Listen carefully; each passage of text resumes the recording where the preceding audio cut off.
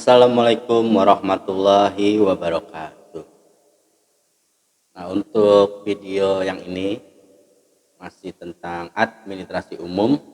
Ya, jadi administrasi itu penting dalam sebuah organisasi atau perusahaan, ya kan. Kalau kalian nanti suatu saat jadi bos atau membangun usaha, nah itu pentingnya administrasi. Kalian harus tahu kalau administrasi itu nggak tertata rapi, ya kita berantakan, pusing sana sini, ya kan. Apa yang dijalankan itu jadi runyam sendiri. Kalau tertata rapi, nah bakalan bagus, ya. Untuk hal-hal ya, dari yang besar sampai yang kecil itu akan tertata, teratur, ya, dari sistemnya, kinerjanya, dan lain sebagainya. Di sini saya akan menjelaskan sedikit tentang konsep administrasi, ya. Konsep administrasi itu yang nanti akan dijelaskan oleh teman saya, ya. Apa aja tuh konsep administrasi? Nah, nanti tunggu jelaskan. Oke, yuk silakan, Nen.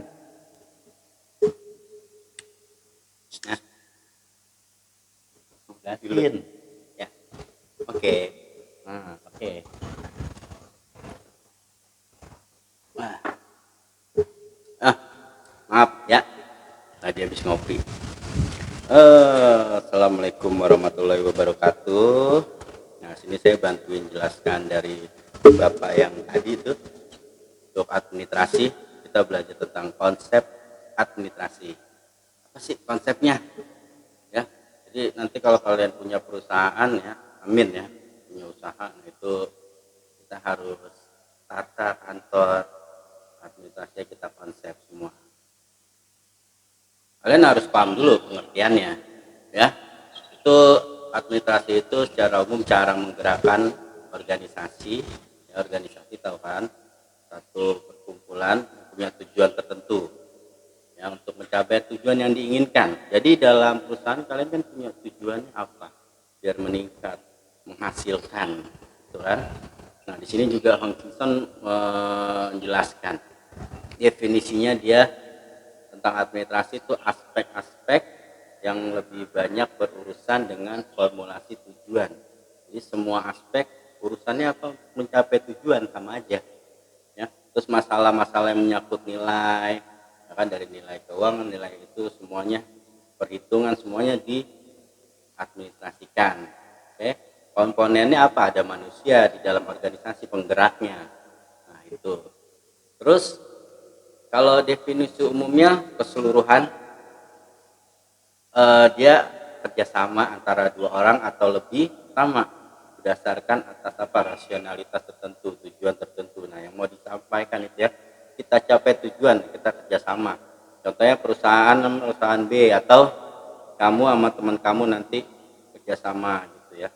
Jadi dan menghasilkan sesuatu, menghasilkan guna, ada gunanya. Jadi bukan sekedar kerjasama yang gak ada gunanya. Tuh. Ilmu administrasi itu sendiri itu hasil pemikiran penalaran manusia. Nah, disusun berdasarkan rasionalitas tadi. Ada sistematika untuk mengungkap kejelasan apa sih ini, apa sih itu, biar kita tahu, ya, tentang sesuatu objek yang formal, menciptakan suatu keteraturan sebagai aksi reaksi dilakoni oleh manusia dan objek material. Jadi semua teratur, disusun rapi. Oh, ini harus begini, yang satu harus begini, kita susun teratur bikin. Nah, agar apa? Tercapai sama kayak tadi, tujuan tertentu terwujud. Wah, kalau sesuatu yang kita olah, ya kan, terwujud, itu akan mencapaikan hasil yang maksimal. Kita nggak usah berpikir untuk gagal itu nomor sekian. Mungkin 10 kali gagal, 1 kali berhasil, udah langsung di level atas. Ya, kita belajar dari banyak pengalaman orang gagal. Pasti ada satu titik yang berhasil. Jadi tetap optimis. Kalau bidang filsafat, nih, administrasi itu ada ontologis, ya, nilai dasar pemikiran tuh, pemikiran manusia. Terus menggambarkan tentang kebenaran yang didukung oleh administrasi. Terus epistemologis, dia perkembangan ilmu administrasi. Jadi ilmu administrasi berkembang, melahirkan pandangan bercakrawala dan melahirkan yang baru-baru gitu ya. Terus aksisiologi, pakai S, aksisiologis. Nah, itu makna hakiki. Jadi dimanfaatkan berbagai aspek kehidupan manusia. Ini maknanya apa nih? Kita bertindak bagi manusia mendalami itu ilmu administrasi apa, kita bertindak sebagai apa, gitu ya. Di sini administrasi sebagai filsafat, kamu harus tahu dulu definisi filsafat itu apa. Dia sikap terhadap kegiatan tertentu. Itu definisi dari filsafat. Semua administrator berarti yang menjalankan administrasi ya. Dia panduannya ada. Dia adalah panduan sistem. Ya, sistem nilai cara yang disepakati. Jadi semua itu harus disepakati caranya bagaimana sistem. Nah, administrator itu menjalankan. Kita sebagai administrator menjalankan suatu administrasi. Ada beberapa perbedaan tentang administrasi dan manajemen. Kalau administrasi dia fokusnya penetapan arah, berada di level atas, berorientasi pada tujuan, pola pikir sebagai seni atau art ya. Jadi penetapan arah, kita mau kemana, ya kan?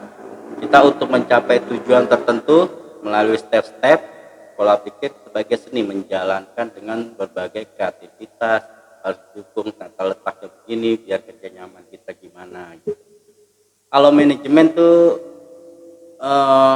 bagaimana mencapai arah yang ditetapkan. Jadi setelah itu kita bermain manajemen. Ini arahnya ke sini, nah itu kita jalankan ya, dijalankan. Terus levelnya menengah atau bawah. Jadi peraturan dari atas kita jalankan di bawah. Yang bawah yang jalankan itu manajemen ya. Sasaran berorientasi sama untuk tujuan tertentu. Oke, terus ada masalah teknis yang harus diselesaikan kalau dalam manajemen itu. Etika. Dalam tradisi filsafat, istilah etika teori ilmu pengetahuan. Nah, dia apa? Dia mendiskusikan tentang apa yang baik dan apa yang buruk berkenaan dengan perilaku manusia. Jadi etika perilaku ya, didiskusikan. Itu teori ilmu tentang perilaku manusia. Etikanya baik, etikanya buruk, etika gitu ya. Itu etika sebelah.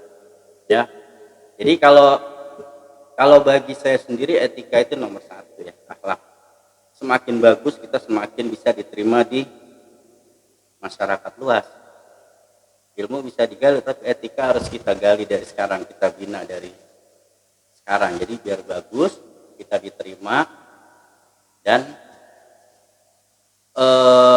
mengurangi kesenjangan dalam kerjasama tim, kita bisa fokus, bisa kerjasama. Itu pentingnya etika ya. Terus berarti dia menyusun teori dengan penyelenggaraan hidup yang baik, itu kamu susun sendiri. Terus moralitas, tingkah laku yang konkret, yang asli ya, moral. Sedangkan etika bekerja sama dalam level teori, estetika yang dipahami, yakini berusaha diwujudkan dalam kehidupan nyata, kadangkala disebut etos kerja. Jadi moralitas kita disebut juga dengan etos kerja ya. Jadi tingkah laku kita moralnya bang. Kalau sekarang kok akhlaknya nggak ada akhlak gitu ya. Nah kita moral itu apa yang harus dipertahankan. Nah itu inti utama sih dalam pekerjaan. Terus etika dan administrasi di sini tadi udah kita bahas pembicaraan dalam administrasi, meningkatkan keduanya. Gimana cara meningkatkan keduanya? Nah kita baca, kita wujudkan yang baik, kita menghindari yang buruk. Nah itu berpengaruh ya. Itu bersifatnya abstrak dia ya.